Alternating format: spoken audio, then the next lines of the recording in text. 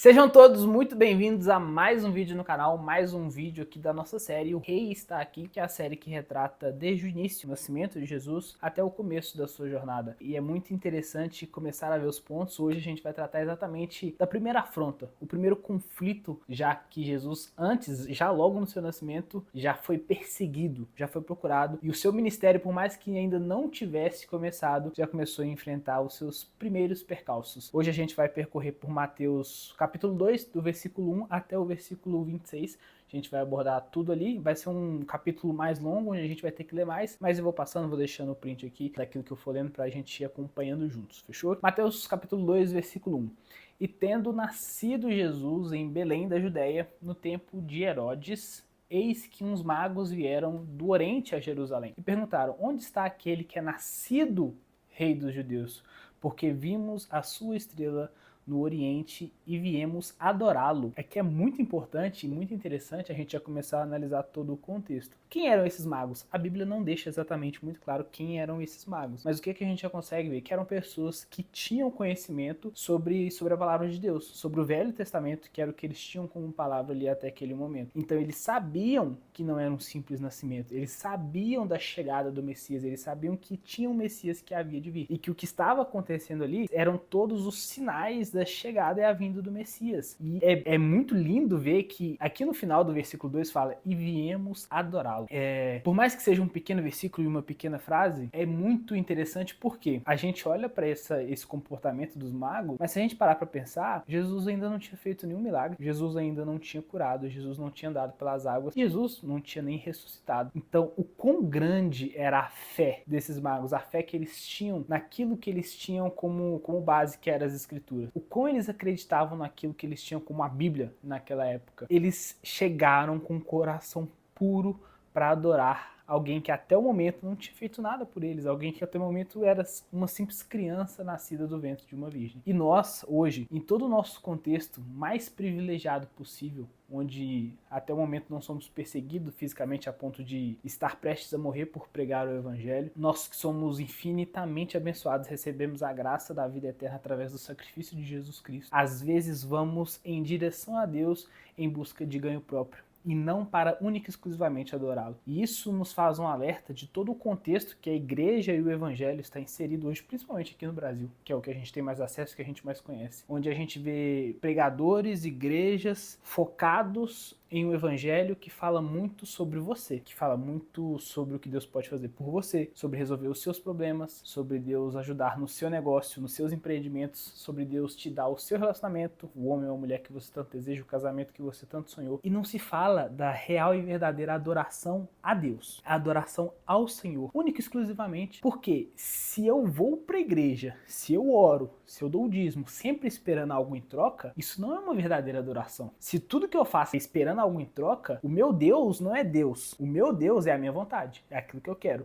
Eu estou servindo aos meus desejos, porque tudo que eu faço para Deus é em busca de ganho e benefício próprio. E aqui esses magos estavam totalmente desprendidos de si mesmos. Eles só queriam encontrar o Messias que era chegado e entregar a esse Messias, ao nosso Senhor, a verdadeira e única adoração, que é a adoração de coração. É muito lindo ver isso. Eu, particularmente, quando eu tinha pegado o texto, não tinha percebido e não tinha tirado isso. Por isso que é sempre bom a gente estar sempre lendo, sempre buscando, que a palavra de Deus vai se revelando. E uma coisa que você tem que entender, que todo o nosso entendimento, tudo aquilo que a gente sente, o queimar no coração, o desejo por buscar mais a palavra, ele não vem da gente, ele não é nosso. A nossa carne, ela vai sempre desejar o pecado, ela sempre vai desejar ficar distante de Deus, ela sempre vai desejar cumprir as suas próprias vontades e os seus desejos. Não somente ler a Bíblia, mas ore para Deus, para que seu coração cada vez mais anseie e queime, para que você queira ainda mais ler, você deseje estar mais próximo do Senhor, conhecer as suas escrituras e estar dentro daquilo que Ele nos entregou como nosso principal propósito, que é pregar a palavra, anunciar o Evangelho e de fazer discípulos, pessoas que estão dispostas a viver o Evangelho junto com a gente. Então aqui esses primeiros dois versículos já são muito fortes. E continuando no versículo 3. E o rei Herodes, ouvindo isso, perturbou-se, e a toda Jerusalém com ele. E congregados todos os príncipes, os sacerdotes e os escribas do povo, perguntou-lhes onde haviam de nascer o Cristo. Eles disseram, em Belém, da Judéia, porque assim está escrito pelo profeta. Esse começo de Mateus aqui é muito bom porque é tudo resposta para profecias. Tudo para cumprir e deixar muito claro para a gente que isso daqui não é um simples livro, não são simples palavras que foram juntadas para formar frases, contextos e depois um simples livro. Eram profecias que eram feitas há mais de 400 anos. Pensa, 400 anos é muito tempo, contextos, pessoas diferentes, muitas das vezes idiomas, viajaram por países, por continentes, e ainda assim até hoje nós temos a palavra que é a palavra viva de Deus. E lembrando que a palavra, a Bíblia não contém a palavra de Deus, ela é a palavra de Deus. A Bíblia é. Porque se a Bíblia contém, se eu acredito que a Bíblia ela contém a palavra de Deus, ela pode também não conter. Determinada parte dela pode não ser a palavra de Deus. Qual parte que é essa? Então, se eu não acredito que a Bíblia é a palavra de Deus, eu abro um precedente para que eu viva de acordo com a minha vontade. Para que em determinado momento onde eu esteja lendo a Bíblia, aquilo me conflite com algo que eu não quero, eu vou, mas será que isso aqui é Deus mesmo falando? Porque se não for Deus falando, eu não tenho a obrigação, digamos assim, de seguir. É muito lindo ver cada ponto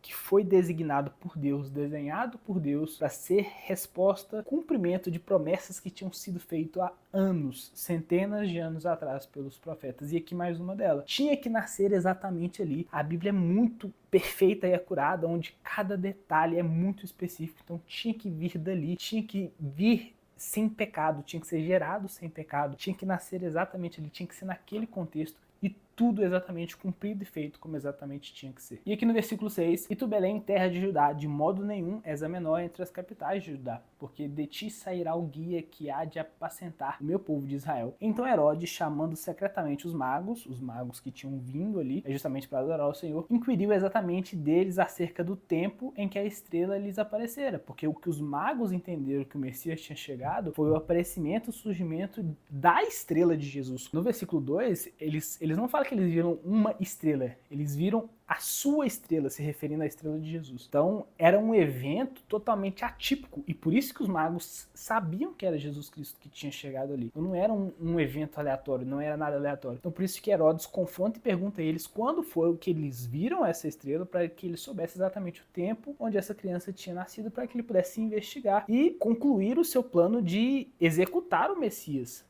Porque o medo de Herodes era que alguém substituísse o trono dele, porque as pessoas tinham uma má interpretação de que esse reinado de Jesus Cristo ia ser aqui na Terra naquele momento. Tanto que até hoje existem alguns embates, principalmente com outras religiões, onde elas não acreditam em Jesus Cristo, porque elas esperavam um Cristo que viesse para governar naquela época. Só que na verdade, aquele Jesus, ele veio para se sacrificar, se entregar. Ele veio para ser o sacrifício perfeito para que nós pudéssemos ter acesso à vida eterna, para que pudéssemos nos reconciliar com Deus através do sacrifício de Jesus Cristo. Mas esse Jesus que eles esperavam lá atrás, ele ainda há de vir. Esse Jesus que viria para fazer justiça, que viria e virá como um guerreiro, esse é o que nós esperamos hoje. Esse é aquele que irá descer rasgando os céus, com a espada na mão, e irá fazer o seu verdadeiro julgamento e irá recolher para ti os seus, aqueles a qual ele escolheu e predestinou. Então, naquela época eles já tinham essa má interpretação de que se viesse realmente o Messias, o rei, aquele que iria redimir o seu povo, seria através de guerra, seria através de imposição de poder. Mas na verdade a gente viu um Jesus que veio para se sacrificar e morrer por nós. E só repetindo aqui o 7, então Herodes, chamando secretamente os magos, inquiriu exatamente deles acerca do tempo em que a estrela lhes aparecera. E enviando-os a Belém, disse: ide e perguntai diligentemente pelo menino, e quando o achardes, participai-mo para que eu também vá e o adore. Muito interessante aqui a esperteza de Herodes de enganar os magos, porque os magos estavam indo adorar Jesus, mas o intuito no coração de Herodes não era adorar Jesus, e sim sacrificar o menino, matar o menino para que ele não tomasse o seu reino. Só que ele não podia falar isso para os magos, então ele quis passar para os magos que eles estavam no mesmo time. E tendo eles ouvido o rei, partiram, e eis que a estrela tinham visto no oriente e adiante deles, até que chegando, se deteve sobre o lugar onde estava um menino. É como se a estrela estivesse guiando os magos para exatamente o lugar onde Jesus estava. E vendo eles a estrela, alegraram-se muito com grande júbilo. E entrando na casa, acharam um menino com Maria, sua mãe, e prostrando-se o adoraram.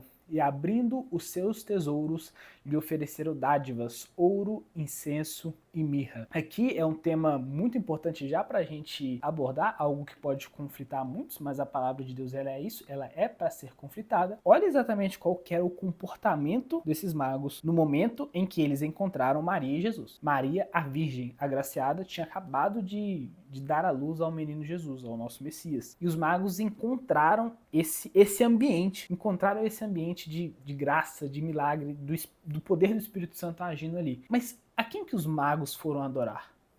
A quem que os magos foram entregar aquilo que eles tinham de melhor? E olha que, como eu relatei no começo, Jesus até esse momento aqui não tinha feito nada, ele tinha literalmente acabado de nascer. Então na nossa concepção de que para você adorar você precisa receber, os magos não tinham recebido nada de Jesus ainda, Jesus não tinha feito nada por eles, Jesus não tinha morrido por eles ainda, como morreu por nós. Mas presta atenção porque esse ponto é muito importante. Quando os magos encontraram Maria e Jesus, quem eles adoraram? Eles adoraram Jesus. O único mediador entre nós e Deus é Jesus Cristo. Há um único caminho, uma única verdade. Há somente um Deus que é digno de toda adoração. Maria, como mulher, é a agraciada, a escolhida a ter em seu ventre o fruto do Espírito Santo. E por isso deve ser reconhecida e ter total respeito. Mas a adoração, a veneração, tudo que a gente tem, ele tem que ir para Cristo, fluir através de Cristo para que a gente chegue até a Deus. E aqui no versículo 12, e sendo por divina revelação avisado em sonhos para que não voltassem para junto de Herodes, partiram para a sua terra por outro caminho. Muito interessante ver como o poder de Deus age de forma maravilhosa. Herodes pode até enganar os magos, Herodes pode até fingir, ele pode armar o seu plano, mas ele nunca vai ultrapassar e sobrepor a vontade, o poder e o desígnio de Deus. Os magos tiveram essa revelação de que não era para voltar, porque Herodes iria perseguir o Cristo, ele iria saber onde Jesus estava. Mas a vontade de Herodes de manter o seu reino, de que aquilo não fosse abalado, jamais iria sobrepor a vontade do nosso Deus, de que o propósito fosse cumprido, de que o Messias nascesse e vivesse, para que no final tudo fizesse sentido e tudo levasse para a cruz o sacrifício de que Jesus fez por nós. E tendo eles retirado, eis que o anjo do Senhor apareceu a José em sonhos, dizendo: levanta-te e toma o menino e a sua mãe e foge para o Egito, e demora-te lá até que eu te diga, porque Herodes há de procurar o menino para o matar. E levantando-se ele, tomou o menino, a sua mãe, à noite, e foi para o Egito. José não questionou, não queria saber o porquê, ele só obedeceu à voz de Deus e saiu, e fugiu porque era exatamente a ordem e o mandamento de Deus. E aqui no 15 relata, falando ainda sobre a questão de José, Maria e Jesus terem fugido, e esteve lá até a morte de Herodes, para que se cumprisse o que foi dito da parte do Senhor pelo profeta, que diz: do Egito chamei o meu filho. Novamente, as promessas todas sendo cumpridas através de Jesus Cristo. Então Herodes, vendo que tinha sido iludido pelos magos, irritou-se muito e mandou matar todos os meninos que haviam em Belém, e em todos os seus contornos, de 2 anos para baixo, segundo o tempo que diligentemente inquiria dos magos. Então se cumpriu o que foi dito pelo profeta Jeremias, que diz: em Ramá se ouviu uma voz de lamentação, choro e grande pranto. Era Raquel chorando seus filhos e não querendo ser consolada, porque já não existiam. Morto, porém, Herodes, eis que o Senhor apareceu, eis que um anjo do Senhor apareceu num sonho a José no Egito, dizendo: levanta-te e toma o menino e a sua mãe e vá para a terra de Israel, porque já estão mortos os que procuravam a morte do menino. Então ele se levantou e tomou o menino e a sua mãe e foi para a terra de Israel. E ouvindo que Arquelau reinava na Judéia em lugar de Herodes, seu pai ressoou ir para lá, mas avisado em sonhos por divina revelação foi para as regiões da Galiléia. E chegou e habitou numa cidade chamada Nazaré, para que se cumprisse o que foi dito pelos profetas: ele será chamado Nazareno. Novamente, uma sequência de profecias sendo cumpridas através do início da trajetória de Jesus. E finalizando esse capítulo aqui, quão maravilhoso é ver o agir de Deus e como ele age de forma maravilhosa em nossas vidas, para que, independente da adversidade, independente da perseguição, se a gente estiver disposto a obedecer à sua voz, como José obedeceu, ir para onde Jesus nos mandar, ficar lá o tempo que for necessário, Jesus é capaz, Deus é capaz de fazer com que nós possamos ser vitoriosos em Cristo, porque tudo que nos passa através de nós, tudo aquilo que Deus nos sujeita para que a gente possa passar e resistir,